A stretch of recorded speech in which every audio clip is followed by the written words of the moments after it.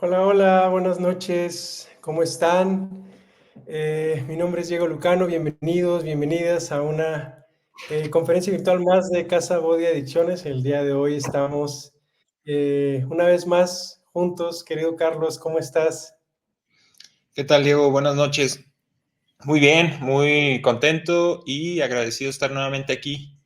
Preguntando si se escucha bien, se escuchan bien ambos micrófonos y también entusiasmado por estas pláticas, estas charlas que hemos tenido y que estamos formalizando sobre el tema de adicciones, porque pues normalmente manejamos o abordamos diferentes temas, ¿no? Relacionados con las adicciones, pero creo que tener un espacio donde podamos resolver dudas, ¿no? Como lo que va a tratar parte de esta plática, creo que es algo que me entusiasma mucho y pues me siento contento.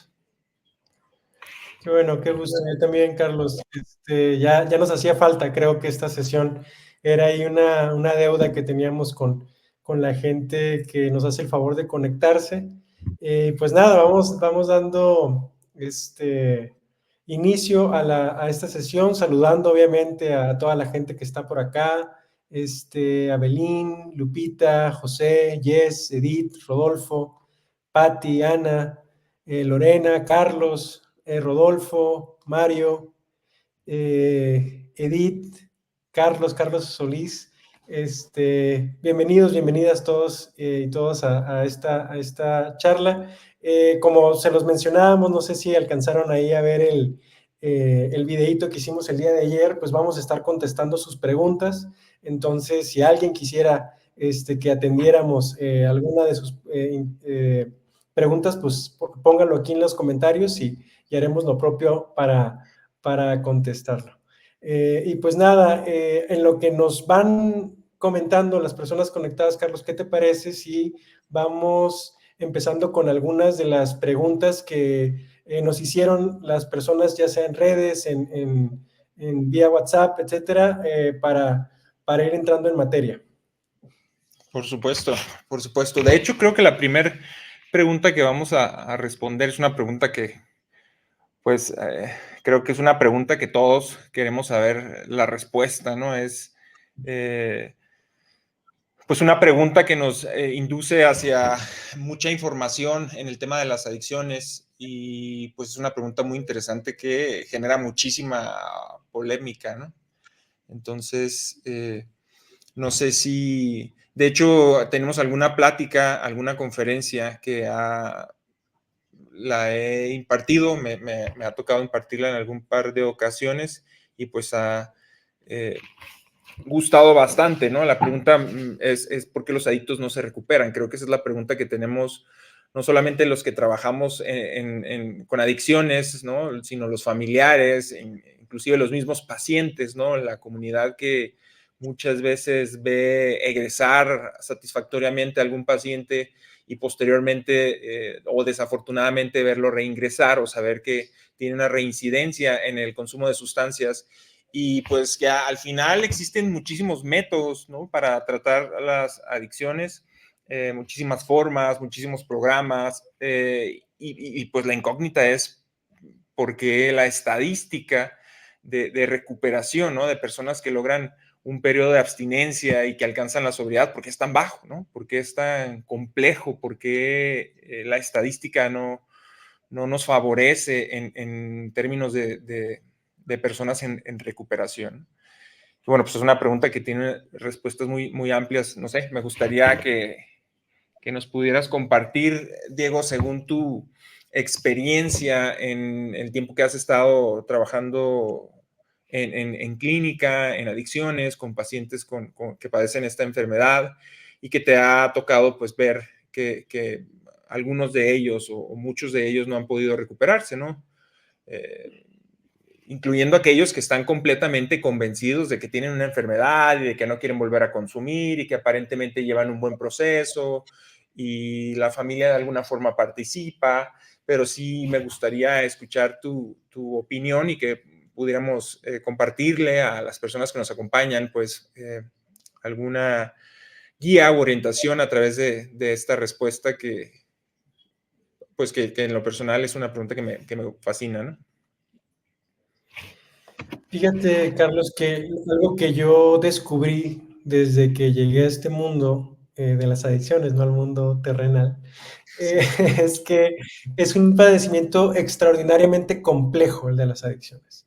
sí, Entonces, si tiene estos múltiples ámbitos de desarrollo y de mantenimiento, pues también va a tener múltiples ámbitos de desarrollo de la sobriedad, ¿no? Entonces, yo sí creo que lo que hace tan difícil el pronóstico es que son muchas cosas en juego y por momentos son demasiadas, ¿no? O sea, pareciera que se trata de un tema ahí de voluntad, ¿no? De si la persona quiere, y que normalmente lo decimos de forma irónica en las sesiones, ¿no?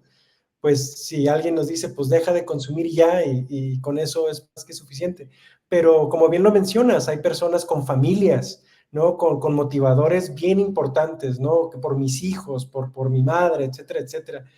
Pero estamos hablando de un padecimiento complejo, ¿no? Entonces, creo que tiene que ver con muchos, muchos elementos, ¿no? Yo, de bote pronto, yo me puedo imaginar el tiempo que tiene la persona consumiendo, el tipo de sustancia, el tipo de contexto en el que vive, ¿no? El tipo de redes que lo acompañan, ¿no? Creo que son muchísimas cosas, ¿no? Entonces, lo que yo he visto es eso, ¿no? Que muchas veces el tratamiento, la estadía en nuestra casa puede ser un refugio seguro para muchas personas. Sin embargo, este refugio parece como una excepción en su vida, ¿no? Como este tema de hablar de sus emociones, ¿no? De hablar en primera persona, de sentir, ¿no? Y que creo que también, yo lo he hablado hasta el cansancio en las conferencias que me tocan, vivimos en un mundo que no está acostumbrado, que no se maneja, digamos, de la misma manera en la que nosotros nos manejamos en recuperación.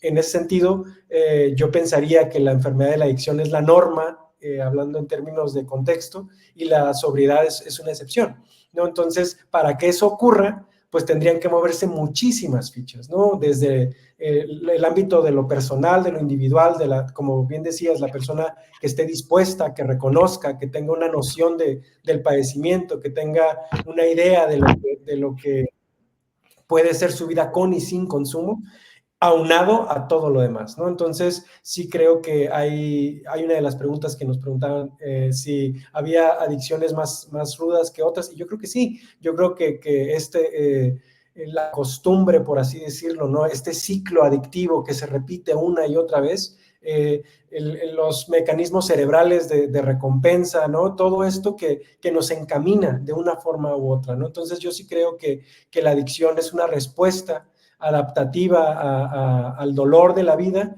con resultados desadaptativos, ¿no? Entonces, creo que esa opción siempre está disponible el OXXO, ¿no? El consumo, las personas, el contexto, la familia ni se diga, ¿no? Es un terreno minado a la hora de hablar de recuperación, porque si bien nosotros hablamos de recaída pensando en el consumo, también podemos pensar en dinámicas familiares que se reiteran una y otra vez.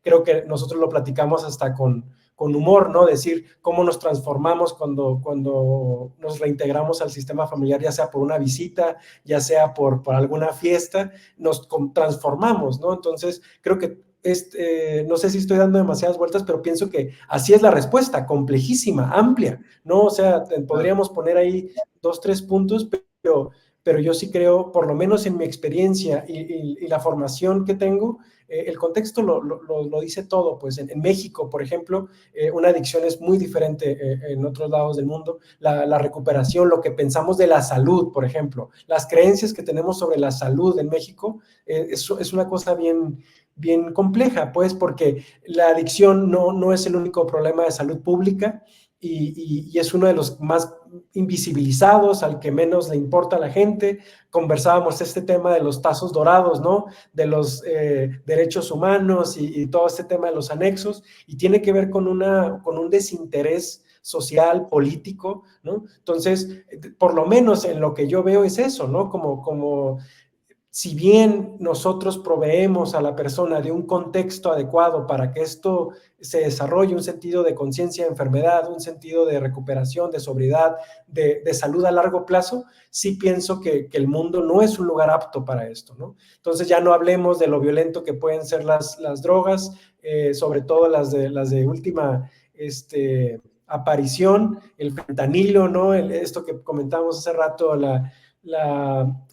cocaína rosa, etcétera, etcétera, todas estas sustancias que cada vez son más potentes, que cada vez están más adulteradas, ¿no? Entonces, y así podríamos dar la lista infinita, pienso, de cómo es que los procesos de recuperación tienen un pronóstico tan poco alentador, ¿no? Claro. Sí, justo esto que mencionas de la complejidad y de la enfermedad de la adicción, obviamente pues es la misma complejidad que tienen los procesos de recuperación, ¿no?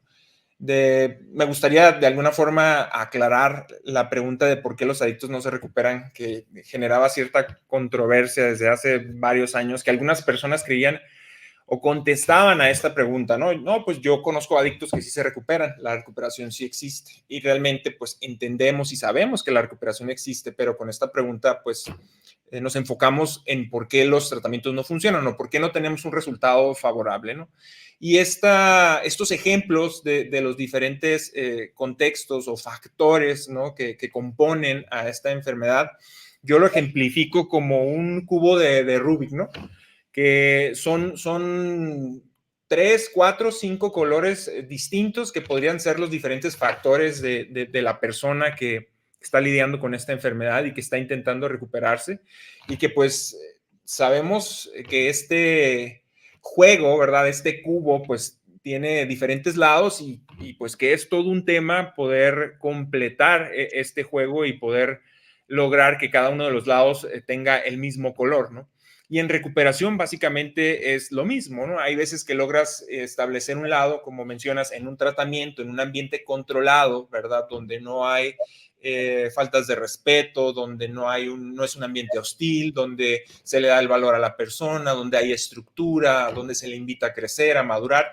Sin embargo, pueden ser otros lados de la cara otras caras del cubo las que no trabajan de igual forma, ¿no? Entonces, entendiendo que la enfermedad de la adicción es una enfermedad que se genera por múltiples factores, son estos mismos factores los que impiden que la recuperación exista, ¿no? Entonces, y también realmente no es algo total o certero, ¿no? Que realmente puedan suceder las cosas como, o sea, no hay una regla, ¿no? Realmente, y creo que esa es la parte más compleja, porque en mi experiencia de adicciones, pues muchas veces me he sorprendido quien tiene un pronóstico desfavorable, quien sale con su Rubik así, con la combinación más extraña que te puedas imaginar, y de repente esta persona logra de alguna forma, ¿verdad? No consumir. Y muchas veces creo que estos casos los hemos analizado, a pesar de que ya no están siendo atendidos por nosotros, pero hemos analizado pues qué es lo que ha sucedido, ¿no? Y muchas veces encontramos que algunos factores sí logran alinearse. Hay ciertos amuletos, anclajes que le permiten al paciente adherirse al proceso, y que muchas veces pues son los famosos conocidos como milagros, ¿no? Situaciones inexplicables que suceden en la vida y que pues le dan un resultado positivo a los pacientes, ¿no? Sin embargo, si bien no tenemos toda la seguridad o la certeza, lo que hacemos nosotros es atender estos diferentes factores para minimizar la probabilidad de una recaída. Sin embargo, pues aún teniendo atendidas o tomando en cuenta todos estos factores como es la familia, el contexto, la persona, la cuestión física, atendiendo todos estos elementos que te menciono, pues ni siquiera siendo atendidos adecuadamente, pues podemos asegurar que la persona ya no va a volver a consumir. Sin embargo, lo que sí considero es que la probabilidad de éxito aumenta, ¿no? Si tenemos una familia que trabaja, que se compromete, que aprende a lidiar con la culpa, a establecer límites, que la dinámica que maneja una vez en recuperación es una dinámica que impulsa a la persona a la independencia, a la responsabilidad, a la autonomía, al crecimiento, a la madurez, pues por supuesto que la probabilidad va a aumentar. O en caso de que no tenga éxito el proceso, sí disminuye los tiempos en los que la persona retoma o se reintegra a un programa de rehabilitación. O sea, por supuesto que hay muchísimos beneficios, pero creo que la respuesta a por qué las personas no se logran recuperar es por esta complejidad que mencionamos de los diferentes factores, que es algo bien complicado para nosotros como staff clínico poder, le llamamos, ¿no? Ahí en la oficina, alinear los planetas, que todos los planetas estén alineados, que la persona quiera, que la persona aprenda, que la persona esté consciente, que la familia quiera, que la familia aprenda, que la familia esté consciente, ¿no? Que sea valiente, que tome riesgos, que comprenda, lo mencionábamos ayer en la sesión, ¿no? Que un tratamiento, un proceso, ya sea de internamiento, ambulatorio, en un grupo de autoayuda o en un grupo tradicional, que entienda que este proceso que inicia, de este proceso depende su vida, ¿no? Entonces, muchas veces la familia no contribuye o no se compromete o no hace la parte que le corresponde y tiene otras complicaciones. Un escenario, te decía, ¿no? Con un pronóstico desfavorable, sin embargo, la persona a través del desarrollo de su conciencia hace una serie de cambios increíbles, toma distancia, establece límites, cambia de lugar, cambia de pareja, cambia de amigos, sigue sugerencias y por supuesto que eso también va a aumentar muchísimo la probabilidad de éxito. Tampoco tenemos certeza que esa persona vaya a poder, ¿no? Y creo que con la experiencia que hemos tenido de ver personas que de alguna forma hacen muchos cambios positivos, pero sabemos que aún falta, son personas que logran un periodo de abstinencia por algún tiempo, ¿no? Entonces, algunas, inclusive lo hemos mencionado, ¿no? Hay personas que no consumen de pura soberbia, ¿no? Hay personas que no consumen por puro orgullo, ¿no? De que, pues, voy a salir en contra de la recomendación, voy a salir en contra de lo que mi familia quiere y no voy a consumir por un periodo. Y verdaderamente estas personas, pues, logran no consumir, ¿no? Tal vez un año, lo mencionaba en pláticas pasadas, tal vez 2 años, pero estar en un periodo de abstinencia, ¿verdad? Por los motivos incorrectos, no es algo que nos vaya a asegurar poder lograr este periodo, prolongar este periodo, encontrar la sobriedad, encontrar la felicidad, ¿no? Encontrarme en armonía con el mundo que me rodea. Normalmente son personas enojadas, resentidas, ¿verdad? Dice el doctor Elizondo, pues son personas que están limpias más por obligación que por convicción, pues, ¿no? No es que quieran vivir en sobriedad, sino que pues ya es tanto el compromiso que tiene, ¿verdad? Que tiende a responsabilizar a los otros y a culparlos de lo que sucede en su vida. Entonces, es muchísima información la que podemos encontrar de los motivos por qué los adictos no se recuperan, pero creo que en resumen, pues es esto, ¿no? Son una serie de factores que no siempre son atendidos todos y por eso los diferentes modelos de tratamiento que existen, pues tal vez algunos tienen pues mayor probabilidad, me atrevo a decir, porque hay una mayor atención y claro que esto pues no se encuentra en todos lados, ¿no? Entonces, pues es complicado, pero aprietas una tuerca, se afloja la otra, ¿no? Aprietas la otra, se afloja la otra. Y es muy complicado tener, híjole, pues todas las piezas en su lugar y pues que la persona esté plenamente convencida y dispuesta, ¿verdad? Que esté principalmente dispuesta.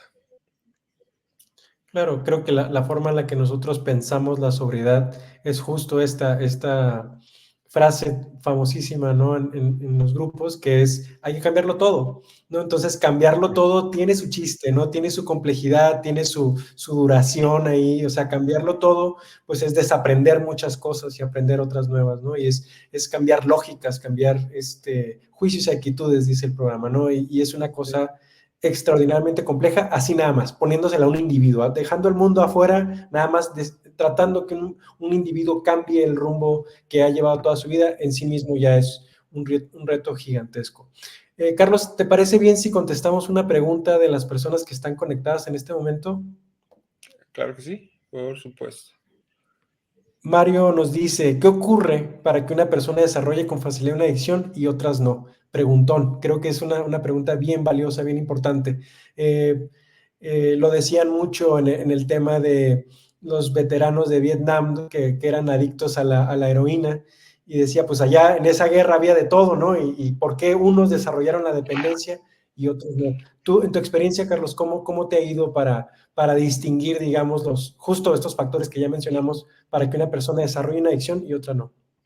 Claro, son precisamente estos factores los mismos que van a predeterminar que una persona desarrolle dependencia, ¿no? O sea, vamos a poner diferentes tres factores, ¿no? El social, el individual y el genético, ¿no? El biológico, el físico, de manera muy sencilla, ¿no? Entonces, puedo cumplir yo con tener toda esta predisposición, ¿no? Todas las alarmas encendidas. Hay veces que ves o me ha tocado ver ciertos niños, ¿no? Menores de 8 años, y lo veo y digo, este niño va que vuela, o sea, tiene todo para convertirse en un adicto.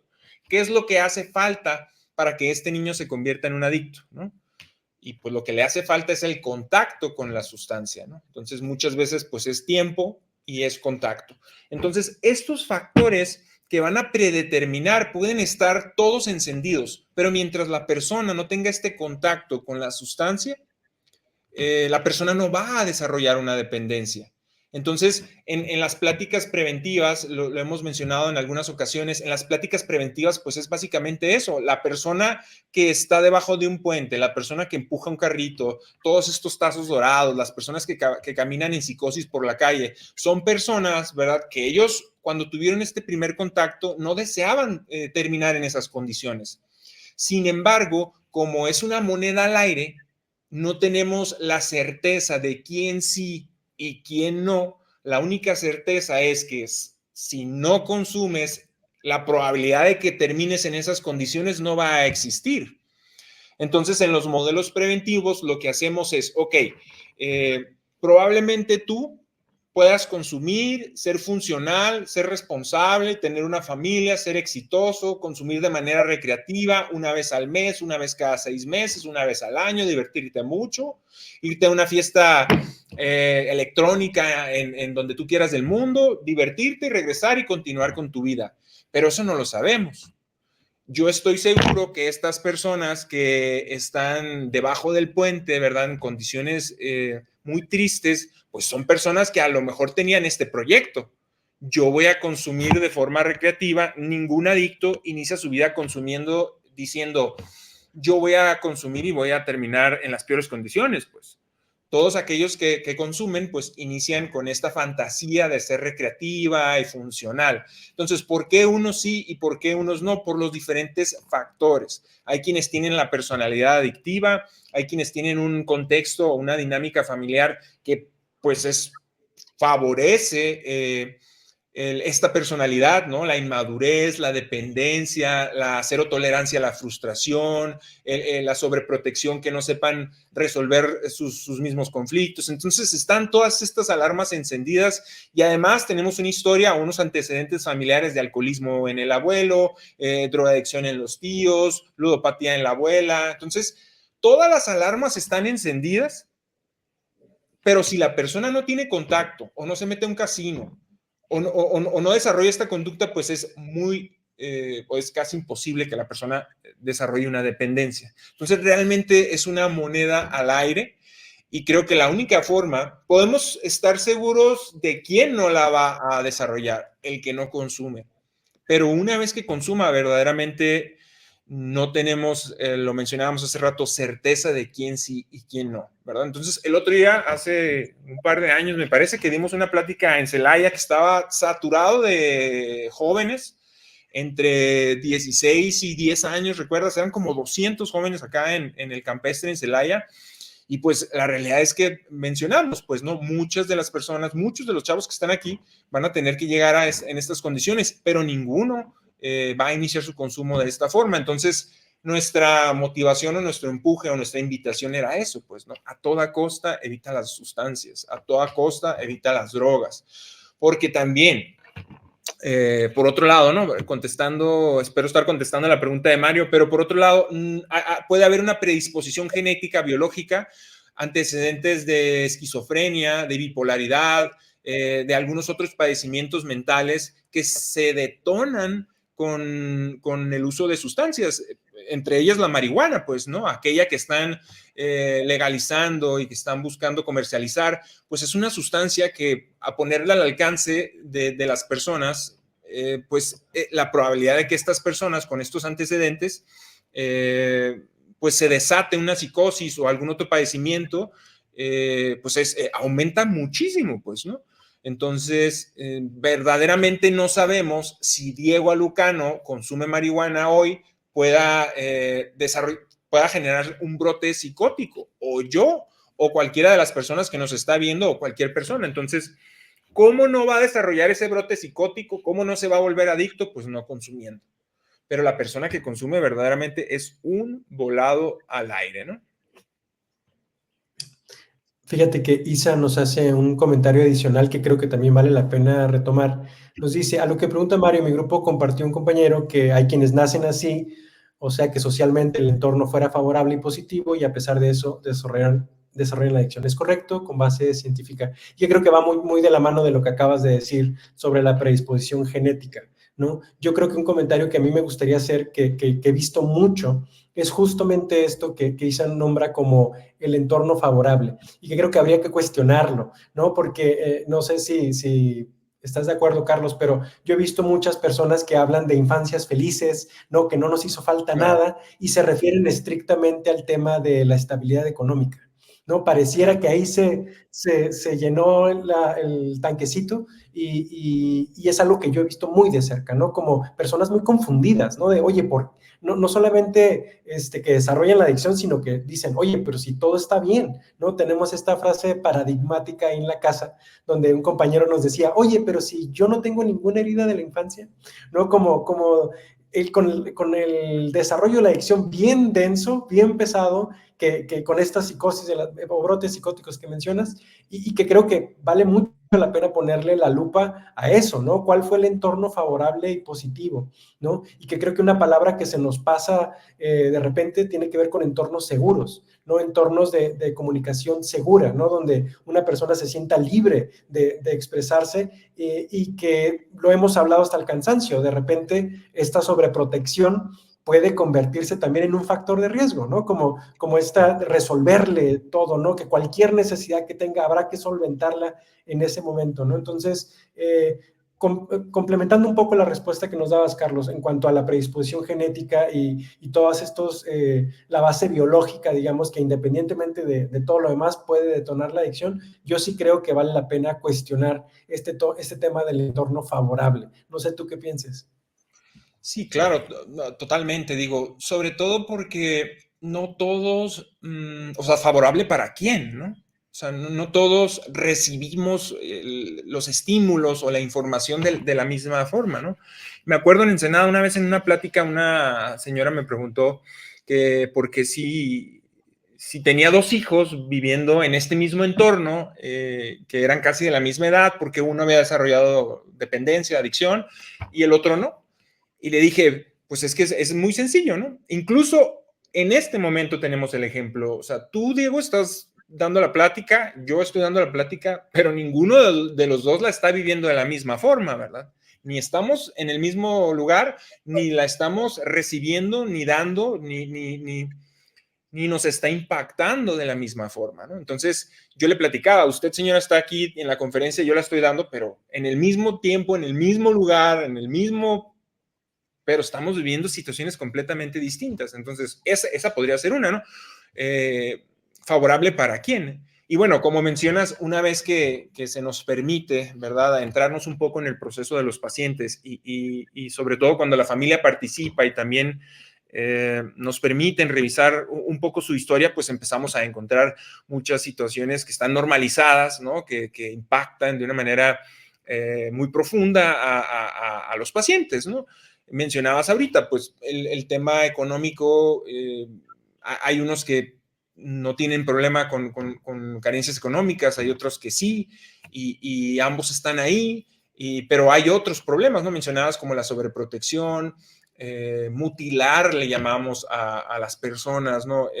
Robarle la oportunidad de madurar, de crecer, de ser independiente, y esto lo hacemos a través de resolverle, a través de facilitarle, a través de sobreprotegerle, ¿no? Entonces, ¿qué es lo que hacemos? Pues por ahí dicen dicho, ¿no? O sea, mandamos al soldado sin fusil a la guerra, pues, ¿no? A la vida sin estos recursos individuales de poder resolver, de poder tolerar, de poder comprender, de poder construir, de poder ser, principalmente, ser paciente, ¿no? Ser una persona paciente, ser una persona constante, ser una persona con tolerancia a la frustración, que son herramientas pues básicas de la vida, solamente de la vida, olvídate de las adicciones, de la vida misma. Entonces, cuando estas personas en este entorno aparentemente favorable, donde están papá y mamá juntos y no hubo problemas de dinero, no hubo golpes, no hubo abuso, no hubo ningún tipo de aparente trauma, ¿verdad? Pero sí hubo todos estos elementos donde la persona se quedó sin herramientas para vivir. Entonces, mencionabas hace rato el consumo de sustancias como una anestesia al dolor de la vida, y muchas veces de manera inconsciente, con esta sensación de inutilidad, ¿no? Con este vacío de decir, no pertenezco, no me siento parte, me siento inútil, tengo mucho miedo, tengo miedo de pedir un tenedor, tengo miedo de alzar la mano y hablarle al mesero porque pienso que la demás gente me va a ver y va a decir, este tonto qué, ¿verdad? Ya lo dejaron en visto, ¿no? Le aplicó el mesero el visto, jajaja, no sirve para nada. Y todas estas situaciones que se construyen alrededor del desarrollo de las personas, pues no necesariamente tienen que ver un abuso sexual o un abandono o una golpiza, ¿no? Entonces, cada quien va viviendo su historia de una manera distinta. Pero bueno, si a esto le sumamos que estos otros factores están ahí puestos, pues sí, por supuesto que la probabilidad aumenta muchísimo, ¿no? En que la persona desarrolle dependencia, ¿no? Claro, claro, y que creo que es eso, pues de nuevo, yo regreso al mismo punto, pues son cosas que se van acumulando y que como bien dices, no hay ninguna certeza, pues no hay ningún predictor así estadístico, Claro. numérico, pero claro que están acomodadas las fichas en fila, pues, ¿no? Entonces creo que es bien relevante tomarlo desde ese punto de vista. Y que eso lo hemos visto con muchos de nuestros pacientes, ¿no? Cuando hacemos alguna recomendación de continuar con el proceso o de hacer tal o cual cosa y ellos nos dicen de una manera, pues, retadora o desafiante, si yo hago esto que tú dices, tú me aseguras, ¿verdad? Que nunca en la vida voy a volver a consumir, y pues tampoco tenemos porque no depende de esa única sugerencia, ¿no? Sino depende de una serie de situaciones y de factores que mencionábamos, pero pues la certeza no existe. Lo que no te puedo decir que no vas a volver a consumir, lo que sí te puedo decir es que la probabilidad de que no consumas va a aumentar, pues. Y como lo mencionábamos, muchas veces no es ni siquiera la sugerencia misma, o sea, no es hacer esto o dejar de hacer esto otro, sino es confiar en lo que se te está diciendo, lo que te va a permitir recuperarte. Entonces, si empezamos a desmenuzar todos estos elementos que conforman, ¿no?, la recuperación, pues no solamente es la sugerencia, sino es confiar en la sugerencia, y no solamente es eso, sino es que la familia, y son una serie de, pues, complicaciones sobre complicaciones sobre complicaciones. Creo que lo único o de lo que sí estoy seguro es que la recuperación existe, la recuperación es posible. Lo que nosotros le compartimos a los pacientes es que todo aquel que está sentado en esa silla viviendo un tratamiento tiene el 100% de posibilidad de recuperarse y de probabilidad, incluso ahí está, pero verdaderamente va a depender de ellos, de sus decisiones, de las elecciones y de todos estos factores para que esto se pueda llevar a cabo. O sea, no estamos nosotros promoviendo o trabajando o persiguiendo un objetivo del cual creemos que no es posible, ¿no? Sino que creemos que cada una de las personas, por muy complicado que sea el caso, pues tiene esta posibilidad de recuperarse, ¿no? Y yo lo veo con el staff de la casa, contigo, con todos, como persona que ingresa es toda la esperanza, toda la carne al asador, todo el trabajo, independientemente de los antecedentes, tenga tantos tratamientos, la familia coopera, no coopera, haga lo que se le sugiere o no, pues nosotros con esta esperanza y seguridad de que la recuperación existe, pues nos hundimos con el barco, ¿verdad? Y esa es una de las satisfacciones que nos permite seguir trabajando con pacientes con adicción.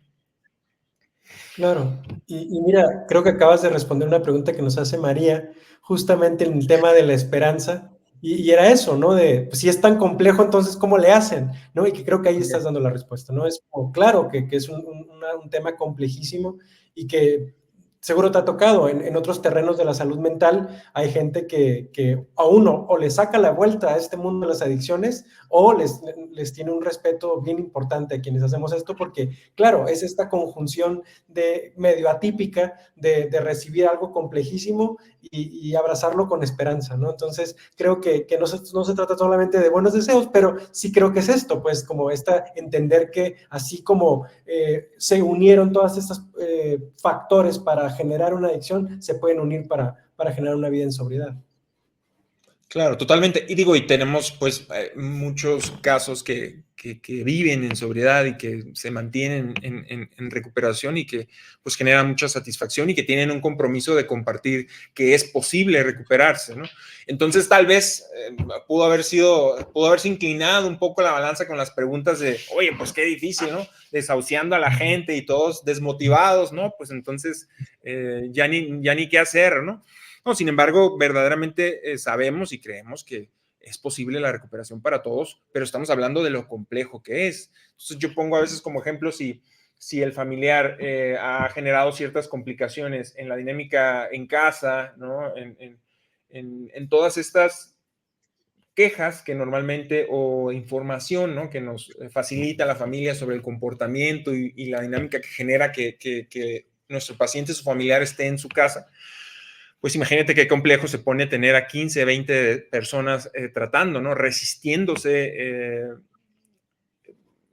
con todos estos mecanismos de defensa activados al más no poder, ¿no? Negando toda esta o minimizando toda esta información, todos estos datos, la gravedad de la problemática, todo el trabajo que se tiene que hacer para que la persona logre pues desarrollar la conciencia que se necesita, pero por supuesto que es posible y es lo que nos mantiene día con día atentos y al pie del cañón para seguir trabajando, ¿no? Y quienes lo logran, pues híjole, es un símbolo de esperanza para todos y de mucha alegría y ver personas que tienen años, ¿no?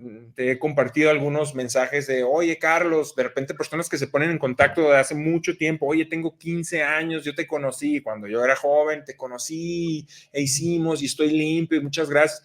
Verdaderamente son pues casos que revitalizan, ¿no? Que motivan y que reanudan o renuevan el compromiso con el tema de las adicciones, porque mencionabas, yo conozco a muchos psicólogos que definitivamente tienen muy claro que con adicciones no quieren trabajar, ¿no?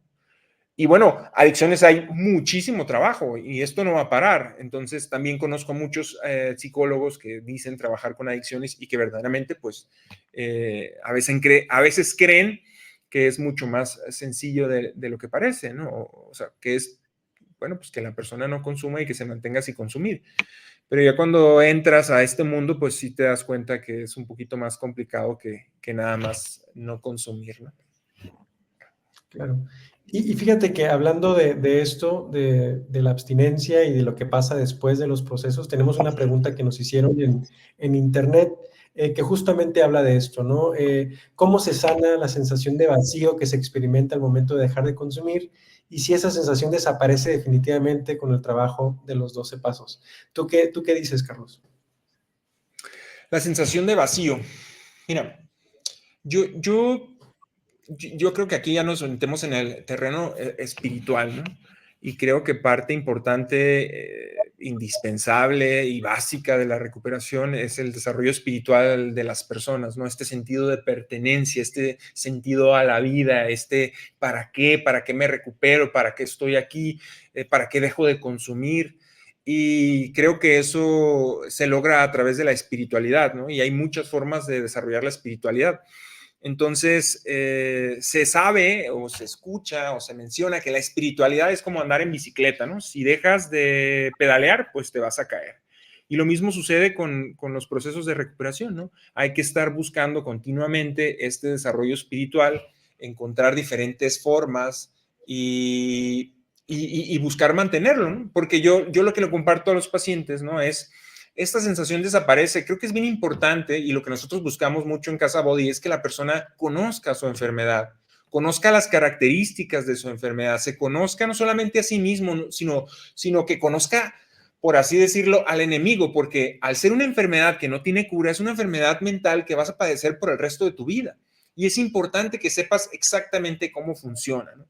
Entonces, hay una tendencia, lo mencionaba para quienes son allá del norte, ¿no? Hay una tendencia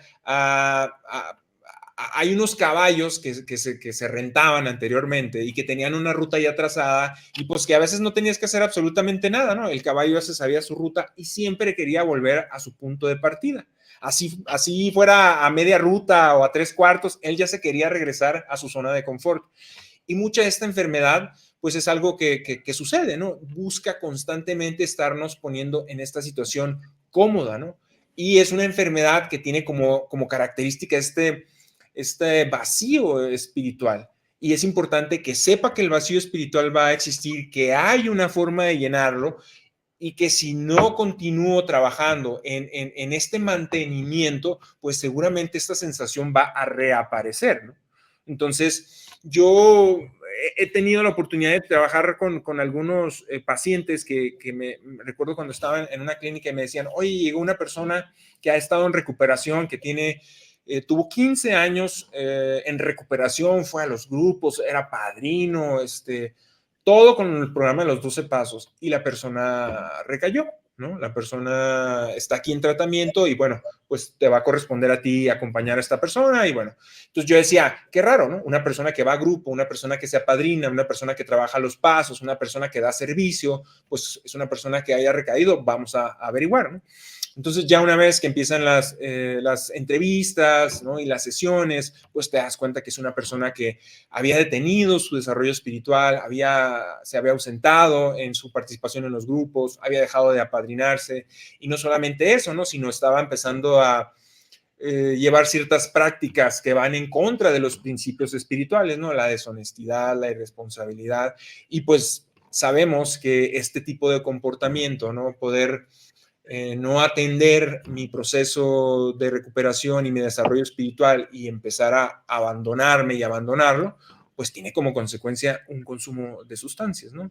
Entonces, claro que en el momento en el que yo deje de atender mi mantenimiento espiritual, la sensación de vacío va a reaparecer, ¿no? Si es permanente, o sea, si continúa en este momento, pues sí sería importante revisar qué es lo que estoy dejando de hacer o qué es lo que no estoy haciendo, ¿no? Ahora, un estado de felicidad como lo dan las sustancias, ¿verdad? De aparente felicidad o de plenitud o de paz o de tranquilidad, pues es algo que difícilmente lo vamos a encontrar, ¿no? Esa es una realidad. O sea, las drogas están hechas para que nosotros o para que las personas sientan pues cierto grado de placer y como analgésicos, y la vida misma, pues claro que tiene muchos aspectos muy positivos, muy bonitos, pero lo otro es un tema sintético, artificial o punto natural, pero es psicoactivo, pues, ¿no?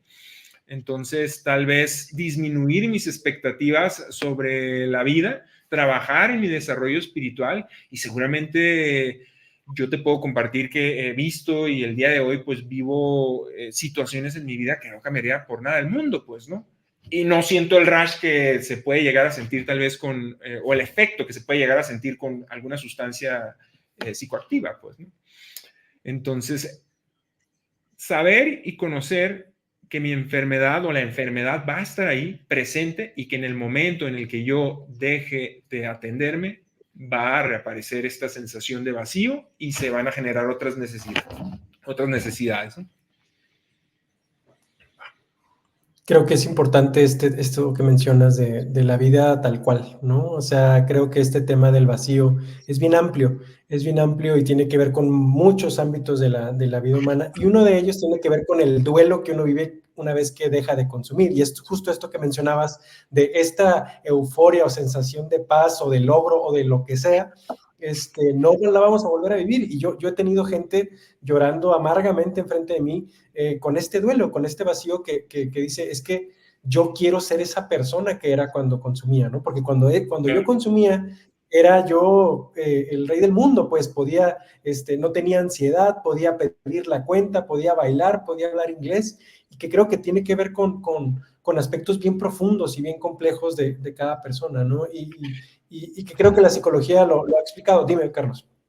Y creo que aquí o sea, es regresando al Rubik, pues, ¿no? O a estos factores. Ahorita estamos hablando específicamente del factor individual, ¿no? La persona en su proceso, atendiendo todas estas necesidades, pero es solamente un factor, pues, y lo veíamos en alguna plática, en la teoría del iceberg, ¿no? Cómo el consumo que está por encima cubre todas estas carencias, duelos, traumas, dolores, pérdidas, resentimientos y situaciones que tienen, pero cuando la persona entra a un proceso de recuperación, esta anestesia se va y el iceberg tiende a voltearse, entonces emergen todas estas situaciones o cuestiones a trabajar y es cuando la vida empieza a doler, ¿no?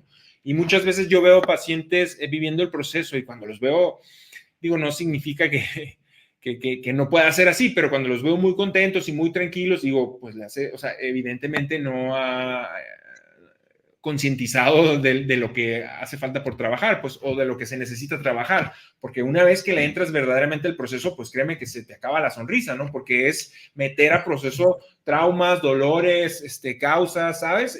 Complicaciones y todo lo que vemos que los pacientes meten a proceso, ¿no? Entonces, atendiendo únicamente este factor, pues si lo revisamos, pues es un factor súper complejo, ¿no? Que la persona, porque no es tan sencillo como, ok, hay que meter esto en proceso, o sea, es toda esta resistencia, toda esta negación, ¿no? Primero es entender para qué estoy aquí, qué es lo que estoy haciendo aquí, qué necesito trabajar y pues desde ahí ya empieza la complicación en lograr el objetivo, ¿no? Por eso es muchísimo trabajo y por eso muchas personas pues no definitivamente están claras en no entrarle a los procesos de recuperación, ¿no? Yo he conocido algunos. Tenemos otra pregunta de las personas que están conectadas, Carlos. David nos dice, buenas noches, cuando ya se desarrolló taquifilaxia y disminuyen los receptores dopaminérgicos, el adicto requiere dosis más altas.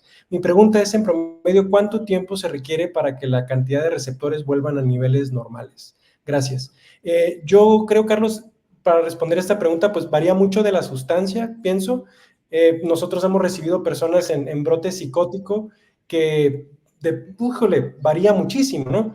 Pero estamos hablando, yo pienso que, en mi experiencia, tú me ayudarás, Carlos, en mi experiencia han sido dos grandes periodos. Primero el de los 3 meses, ¿no? Donde se ve como que los efectos de la droga o los efectos de los brotes psicóticos, de las alucinaciones, de los delirios, como que ya podríamos hablar de que tenemos aquí a la persona, ¿no? Como ya aterrizó, ya está acá, más o menos a los 3 meses. Y en mi experiencia, a la barrera del año, ya podemos ver otro cambio importante, ¿no? De actitudes, ¿no? De formas de leer la realidad, ¿no? De formas de entender.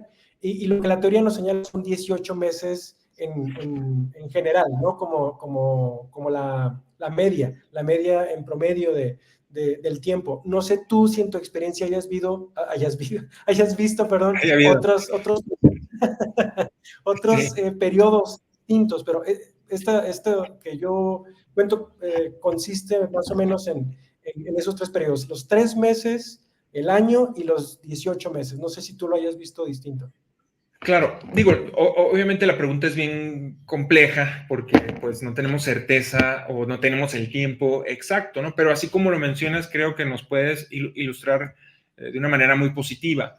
No tengo a la mano el dato, pero igual lo voy a solicitar para subirlo a quien lo requiera, pero se habla de 24 meses para restablecer de alguna forma los neurotransmisores, pues, ¿no? Esta sensación de vacío o esta tristeza que se mencionaba hace rato, que tiene también mucha relación con el consumo, o sea, con la cuestión orgánica o física, es algo que requiere de tiempo para sanar, ¿no?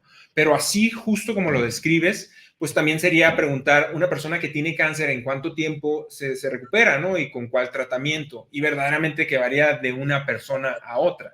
Pero de manera muy general, sí estamos hablando que los procesos son largos y lentos, y que es, justo como lo describes, pues vemos una transformación. Nosotros que tenemos la posibilidad de ver los diferentes cambios de la persona, no es la persona cuando llega en un periodo de 3 meses con un protocolo farmacológico, desintoxicándose, o sea, sin consumo de sustancias, con una alimentación adecuada, con ejercicio. No es la misma persona a los 3 meses, no es la misma persona a los 6 meses y por supuesto no es la misma persona al año, ¿no? Pero yo lo que he visto es que las personas después del año, dices, justo como mencionas, tienen una construcción de la realidad muy distinta y sin embargo creo que hace falta más tiempo, ¿no? Entonces yo estaría hablando de un periodo justo entre 18 y 24 meses, ¿no? Que es lo que requiere el cerebro a nivel neurotransmisores, de alguna forma de regenerarse, no en su totalidad, pero sí es un tiempo que se conoce en un estudio. Te digo, lo voy a solicitar y de alguna manera lo podemos incluso compartir, ¿no? Bien, tenemos otra pregunta acá de las que nos pasaron por internet. Dice, el desprendimiento emocional ha sido un gran reto en mi proceso de recuperación. Se trata de un familiar, esta persona que nos escribe es un familiar. ¿Podrían dar algunas recomendaciones para afianzarlo y cuando vayamos de visita no echar a perder el trabajo que tanto ustedes como nosotros hacemos todos los días? ¿Tú qué recomendarías, Carlos? ¿Cuál es la chamba que tiene el familiar como parte del proceso de la persona con adicción? ¿Y qué podría hacer para justamente no dar pasos atrás en el proceso de la persona? Claro, híjole, Mira, la verdad es que yo necesitaría revisar pues las características y el caso en particular, ¿no? Porque si estamos hablando de una persona de 35 años, pues vería muy complicado desde la elaboración de la pregunta, pues estamos hablando de un adulto hecho y derecho, y creo que tal vez cuánto tiempo tiene en tratamiento, para qué, ¿no? ¿Para qué es la visita? Porque si bien entendemos la importancia del apoyo familiar, muchas veces cuando esta dinámica no impulsa o no motiva a que el paciente continúe enfocado en su independencia o en su autonomía o en la responsabilidad, pues sí sería importante que la familia se cuestionara para qué asiste a la visita, ¿no? Porque lo que yo he visto en muchos, gran porcentaje de nuestros pacientes es que las visitas normalmente son una oportunidad para de alguna forma manipular a la familia, pues, ¿no? Entonces, no digo que todos, no digo que siempre, sin embargo, pues es revisar de quién es la necesidad, pues, ¿no? Si mi visita con mi familiar es una necesidad mía, que esto sucede muchas veces con la codependencia, pues, ¿no? Yo sobreprotejo, yo resuelvo, yo hago, yo mando, porque atiendo mis propias necesidades, ¿no? O sea, o evito atender mis propias necesidades a través de atenderlas de los demás, ¿no? Entonces, creo que tal vez no visitar durante un periodo importante y seguir la recomendación depende del progreso que tenga el paciente, sería algo a considerar, ¿no? Que yo siempre pongo en la mesa, ¿no? ¿Para qué van a venir a visitarlo? Si van a venir y se sienten de alguna forma fuertes para establecer límites, para dejar en claro, o sea, la visita va a contribuir a la recuperación, a la independencia del paciente, adelante.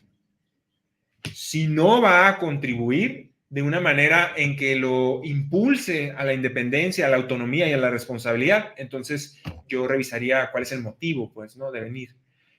Traerle cosas, llevarlo a comprar cosas, ¿no? Y que es algo muy común, parece muy, muy absurdo, pero es algo muy, muy, muy común, pues, ¿no? Y en este tiempo de 2, de 3, de 4, de 5, de 6 horas, pues son las horas que muchas veces el paciente utiliza para estar buscando de alguna forma meter culpa, responsabilizar a la familia, manipular, conseguir información, ¿no? ¿Cuándo? ¿Cuánto? Enfocado en el cuándo me voy y no en el cómo me voy. Entonces, yo como familiar, pues sí me preguntaría mucho, oye, si voy a ir a visitar yo tengo una hija de 23 años, voy a ir a visitar a mi hija a un centro de tratamiento para que me esté preguntando cuándo se va y que, oye, pues yo tendría que revisar cómo me siento con esa visita y si verdaderamente rinde frutos para mí y para la persona, ¿no? Entonces, creo que es algo que se tendría que revisar, pues, ¿no? Si es un adulto de 35 años, pues no creo que le vaya a pasar absolutamente nada si no lo visitan durante un periodo de 1 año o 2 años, ¿no? Pero quien no quiere sentir tristeza, quien no quiere extrañar, o quien no quiere, o quiere de alguna forma mitigar la culpa, pues es la familia, ¿no? Entonces, y lo mismo trabajamos con los pacientes, ¿no? Yo le digo, ¿para qué quieres que venga tu mamá? O sea, háblale por teléfono, es una videollamada, dile que la quieres mucho, que Dios la bendiga, que tú estás trabajando en tu proceso, pues, ¿no? Así es, eres un adulto, tienes 46 años. ¿Para qué quieres que venga tu mamá de 78 años en una carretera de 4 horas poniéndose en riesgo, que está enferma, a que te traiga cosas, ¿no? Entonces, ya en el factor personal o individual, pues es desarrollo, es como pues mi enfermedad, aquella que no tiene cura, busca como el caballo siempre llevarme al punto de retroceso, pues, ¿no? De este estado infantil. Ponerme para que me cuiden, para que me hagan, para que me resuelvan. Entonces, más allá de, oh, es que mi familia viene y yo me siento motivado, hay un retroceso evidente, pues, ¿no? Y he visto en gran porcentaje de las visitas que viene la familia, independientemente si lleva un buen proceso o lleva un proceso no tan bueno, hay un retroceso, pues. Yo le digo a las familias, muy padre, ustedes vienen, se quitan la culpa, visitan, compran, prometen, dicen, y cuando ya se queda el paciente en casa nuevamente, pues nos dejan una bronca, un retroceso importante, el paciente en crisis, normalmente no sabe por qué, se enferma del estómago, le duele la cabeza, quiere vomitar, ya no quiere trabajar, se cuestiona si el tiempo que está y muchas otras cosas, ¿no? Entonces, digo, no se trata de separarlos completamente de la vida, ¿verdad? Pero bueno, pues yo también soy un adulto, tengo 41 años, no sé, tengo algunos meses que no veo a mi mamá, ni a mis hermanos, físicamente, y probablemente este año no los vea y estamos en octubre. No voy a pasar Navidad con ellos, no voy a pasar Año Nuevo. Y ¿sabes qué? No va a pasar absolutamente nada. Entonces, poder construir esta nueva en realidad, como mencionabas, pues toma mucho tiempo, tanto para los familiares como para el paciente, ¿no? Entonces, una de las preguntas importantísimas que anda por ahí rondando, no sé dónde está, que es cómo nosotros nos damos cuenta de que los cambios son genuinos, pues, ¿no? ¿Cómo podemos nosotros identificar que el cambio en el paciente es genuino? Entonces, tampoco tenemos la certeza porque no tenemos esta bola de cristal, pero sí, gracias a la experiencia, hay una serie de elementos como como su apego al tratamiento, como su manera de contactar, de ser honesto, de expresar, de manejar las situaciones que nos pueden a nosotros dar pues indicios de que es genuino, pues, ¿no? No, pero tampoco tenemos un detector de mentiras de, ok, esto es mentira y esto no, pero sí son muchos los elementos. Entonces, creo que el tema de la congruencia en recuperación es algo importantísimo, ¿no? O sea, pienso, siento, digo y hago lo mismo y lo respaldo, pues, ¿no? A través de mantenerlo. Creo que eso nos permite a nosotros comprender que es genuino, pues. Pero si digo una cosa, hago otra cosa, o digo una cosa, hago una cosa, siento una cosa, pero de repente a espaldas o a través de la familia o a través de otros compañeros nos enteramos que hay un doble discurso, ¿sabes? Creo que eso es, pues nos deja muy claro que el cambio no es genuino, ¿no? Y nuestra labor como staff es precisamente eso, es revisar que el ambiente sea el adecuado, trabajar con toda la comunidad, buscar que en la comunidad existan líderes positivos, buscar que más allá de que los pacientes se confronten, ¿no? Sino que los pacientes modifiquen, decías al principio, este concepto de ayuda, ¿no? De si voy a delatar una conducta insana o inadecuada tuya, no es porque te quiero fregar, sino es porque te quiero ayudar, es porque me interesas, es porque si tú estás bien, yo estoy bien, ¿no? Y mi interés es genuino para que tú estés bien. Incluso ese tipo de ayuda también identificamos cuando no es genuina, pues, ¿no? Cuando sí lo hago con intenciones, ¿no? De exhibir o de molestar al otro. Entonces, todos estos elementos a través de la práctica, de estar ahí, de recabar muchísima información, un testimonio, otro testimonio, lo que vemos, lo que medimos, lo que analizamos, las respuestas, el discurso, ¿sabes? El discurso de la persona, pues esto nos permite identificar de una manera mucho más cercana si es genuina, ¿no? Pero claro que hay maestros de la deshonestidad, campeones, ¿no? De la deshonestidad, pero yo siempre les digo, por algún lado se les escapa. Entonces, cuando es genuino, ¿no? Y muchas veces a través de preguntas y de sugerencias, ¿no? Yo me acuerdo una vez, yo me acuerdo una vez cuando estaba trabajando en mi proceso de medio camino y había un chavo de Mérida, ¿no? Y me decía, no, yo estoy dispuesto a hacer lo que sea para recuperarme, lo que sea, me dice, no, esta es la buena, ahora sí, ¿no? Lo que me digan yo voy a hacer. Y le dije, va, entonces ponte a limpiar las ventanas, porque estábamos trabajando en medio camino. Y me dijo, no, las ventanas no. Punto seguido, pues lo tuve que despedir, ¿no? O sea, éramos compañeros de proceso, pero trabajábamos en el mismo lugar y yo tuve que despedirlo. Entonces, esta persona ha recaído infinidad de veces. Pues es muy sencillo ver la poca disposición a seguir con el compromiso que se establece, pues, ¿no? Entonces, son muchas formas de medir que una persona es genuina, pues auténtica, ¿no?